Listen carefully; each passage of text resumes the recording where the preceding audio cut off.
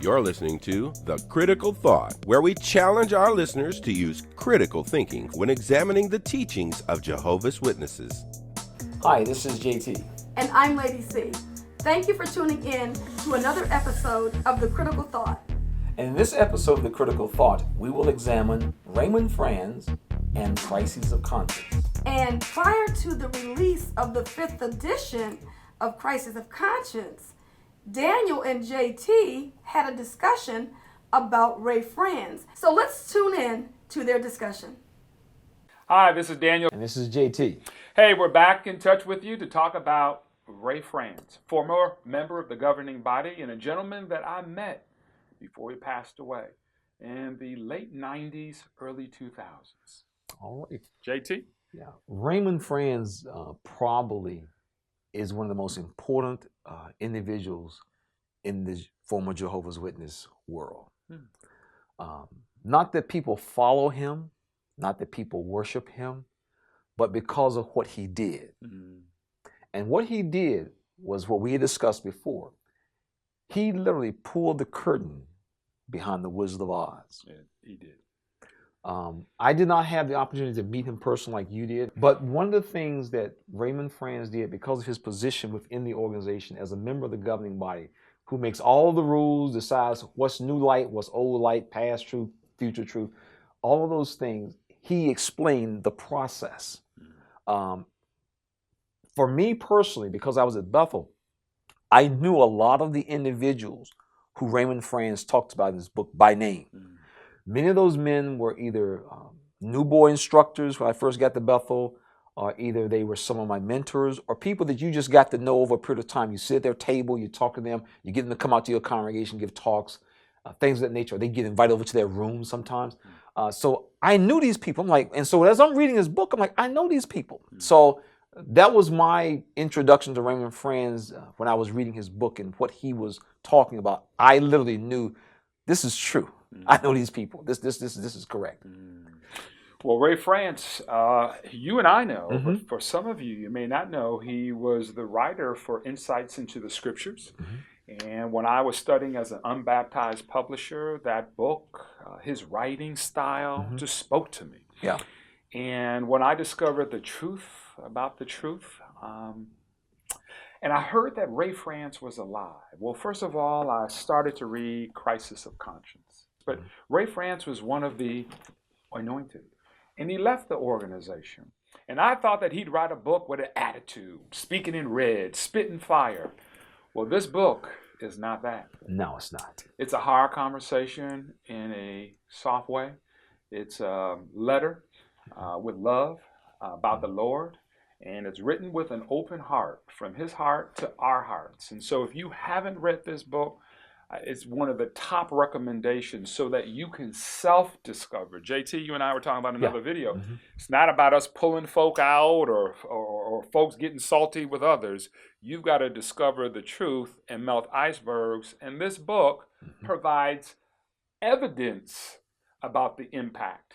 It's not just anecdotal. It's take a look at the Watchtower from here. Here's a piece of evidence. And so, JT, I thought to myself, I wanted to be a genuine witness. And a genuine witness in my heart and my mind was somebody that would take a bullet. You know, give me truth or give me death. And to a high degree, I'm still really that same guy. The same with my wife and I. We have not really changed from who we were before. If you were a decent person before, you're going to be the same way. We do very little differently. Like I tell people all the time, we're not out selling drugs and stealing and partying and all that kind of stuff. We're living our life. But the difference is we are now able to examine what we were taught with an open mind. And what we realized wasn't true, we had to let it go. The truth about truth is sometimes we can't handle the truth. I'm not talking about you, just maybe somebody you know. Okay? And so, playfully speaking about that, but seriously speaking about the truth, I then found out that Ray Franz was alive. Okay. And for me, I'm a baseball lover and a sports lover. It was like finding out that Babe Ruth was still alive. Mm-hmm. Oh, yeah. Somewhere down in Georgia, close to Alabama. I said, Babe Ruth is still alive? I got to go meet Babe Ruth. I mean, this literally was the conversation I had. Yeah. And I went down and I met Ray, and I came over to his home, and Ray kind of looked like Mr. Rogers. He had on his little cardigan sweater, kind of unassuming. Had a little dog, and on the shelf had all kind of Watchtower kind of material. Mm-hmm. And he spoke from the heart, not spitting fire, not salty or angry. But he talked to me about Christian freedom. Now, I didn't just read this book, I ate this book. Now, this is a big sucker, so I can't imagine that everybody watching this video is going to read both of these books. But the point is, if you're looking for a toolkit that can help you discover the truth about the supposed truth, you do want to get your hands on it and start taking a peek. And so when I met Ray, I said, Ray, the organization is so loving now.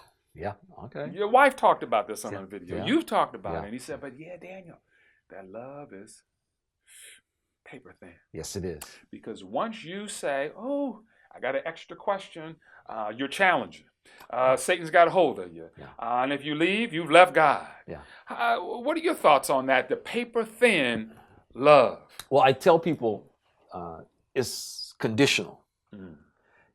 We will love you under one condition. You don't question what the Watchtower writers say. I will love you all day long. And I tell people all the time, is what people often run into is what people refer to as the cold hand of steel in a velvet glove. And that's the way it is. People are really surprised when they start to ask questions that they're not supposed to ask. The reaction that they will get many times, they're not even prepared for that. I'm just asking a question, brother. Because every question that you ask that is out of line, it will be viewed as you are now questioning God. And that was what Ray Franz in his book really stressed, was that you're not questioning God.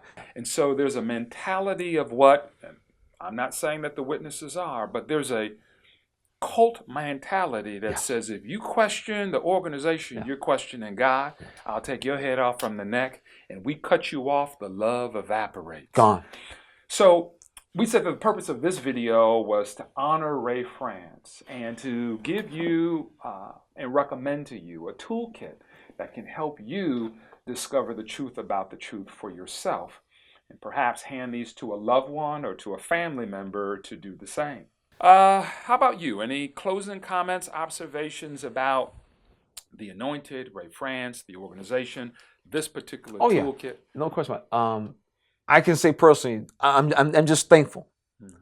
I'm thankful that Ray wrote these books. The reason why is because he didn't have to. Ray Franz could have done what so many other people have done in different organizations, different groups, all around the world. There are people who have known things that if they had shared them with other people, they could have helped them. They took it to their grave. Ray Franz made a decision to put pen to paper. Mama used to say, put it on paper. And Ray did that. It's a love letter for learning about the Lord and about love. And you want to read these books so that, regretfully, the Watchtower doesn't want you to read these books. And the reason they don't want you to read them is because you're going to find out that many of the views and policies, I used to call myself an 88%er. 88% in terms of what I was taught from the organization, I still believe today. But Ray makes the point that there's another 12% that can kill you. And the reason that they don't want these books read, because when it comes to the blood issue, those brothers in Mexico versus the ones in Africa, and he covers all the issues, is that this is a life and death matter. Yeah. And that if the organization, those that belong to the organization read these books, they won't be in the organization anymore, and there will be lawsuits from A to Z. Yeah, they won't. I think the three things that most people will be able to take away from the book immediately is that, number one, they'll get a chance to see how the organization looks from the inside out. Number two, they'll get a chance to see how New Light really works. And number three, a person will get a chance to see the double standards. Throughout history, we have always had people that have been whistleblowers, so that individuals can get the inside scoop to what's going on in an organization. And people throughout history who have become whistleblowers, they generally end up having to deal with three groups of people. There's a group that does not want them to say anything. They want them to keep quiet. Don't talk about it. Don't mention it. Leave it alone. Then you have the second group, which is kind of interesting. And these are the people who they know about it. They're concerned about it, but they are afraid to say anything. And then you have the third group. These are the people who are thankful that the whistleblower stepped forward and said what they had to say. And that's really been the problem for anybody who's wanted to come forward. They are concerned about the reprisal, the backlash. And that has kept so many issues within organizations all around the world and throughout history silent. As they say, these people have often taken their stories to their grave. So when a whistleblower steps forward, the benefit to those who actually need to know this information is very hard to describe, just how beneficial it is for people who need to know. And Raymond Franz was no different. There were things about the organization that people needed to know. As we often say, educated consumer is the best consumer. When you have all the information that you need to make a decision, then you can make a wise decision. For example, you have whistleblowers that have become well known. Take, for example, Mark Felt. He was with the Watergate scandal. What's interesting about Mark Felt is even though he was a whistleblower, it was many, many years before he actually came forward and identified that he was the one who came to be known as Deep Throat. And of course, there's Frank Serpico, who was a New York City police officer who broke the story behind the New York City police corruption. Frank Serpico, interestingly, this man's life was literally on the line. And as we mentioned before, these are the types of reasons that for many who want to be whistleblowers, who want to stand up and say something, this type of fear is what often holds people back. But in the case of Frank, he made a decision, I have to speak, and he spoke. And also a whistleblower that you may have never heard of, Harry Markopolos.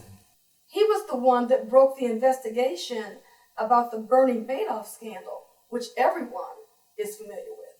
And I remember reading the book, No One Would Listen, that was written by Harry Markopolos. And he talked about how, he had this information for many years and no one would listen.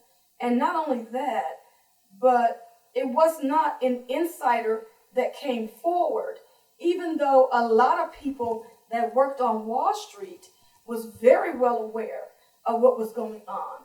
But they did not want to go up against Bernie Madoff because he was a very powerful man in the financial industry. And likewise with Ray Franz.